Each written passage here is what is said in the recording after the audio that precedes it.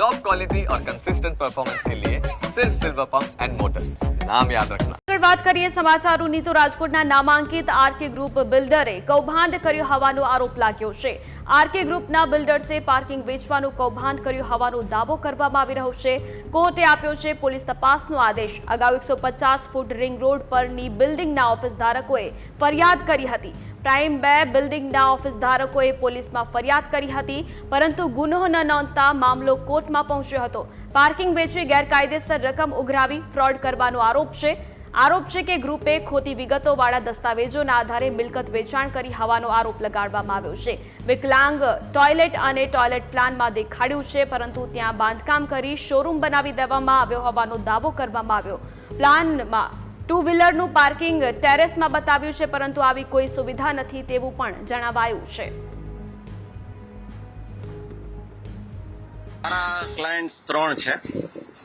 હર્ષાબેન છે, નૈનાબેન છે અને ચંદ્રેશભાઈ છે, જે આરકે પ્રાઇમ 2 માં ઓફિસો ધરાવે છે। અને એમણે એ વ્હીક્યુલર લિફ્ટ આપવામાં આવી નથી।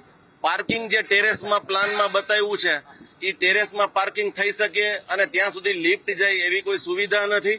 તેમ છતાં પણ જે વસ્તુ સ્થળ ઉપર નથી એવી બાબતે એમને કોર્પોરેશનમાં કોઈ પણ રીતે વ્યવસ્થા કરીને કમ્પ્લીશન સર્ટિફિકેટ લીધું હોય એવું પ્રથમ દર્શનીય રીતે ફલિત થાય છે। આરકે પ્રાઇમ 2 માં ઓફિસ પરચેસ કરેલી છે।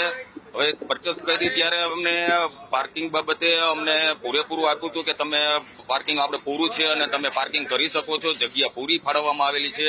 અમે જ્યારે પરચેસ કરીને અહીંયા શિફ્ટ થયા ત્યારે અમે નીચે ગાડી લઈને જઈએ છીએ, અમને રોકવામાં આવે છે કે તમે વેચાણથી પાર્કિંગ ખરીદો તો જ તમે ગાડી મૂકી શકો છો, અને વેચાણ માટે અમારી પાસે 2.5 લાખ રૂપિયા માંગવામાં આવે છે। એની સામે અમને 2500 રૂપિયાની જ પહોંચ ફાળવે છે, બીજા પૈસા એ અમની પહોંચ અમને પ્રોવાઈડ કરતા નથી। સામાન્ય રીતે પાર્કિંગમાં જે કોઈક વખત આપણા ઈગોને કારણે કંઈક તોડફોડ કે કંઈક બોલી જવાતું હોય, જેને માટે રાજકોટ શહેર કેટલાક કિસ્સાઓ માટે જાણીતું છે, એવા સામાન્ય કિસ્સાઓમાંથી ઊભી થયેલી વસ્તુ છે।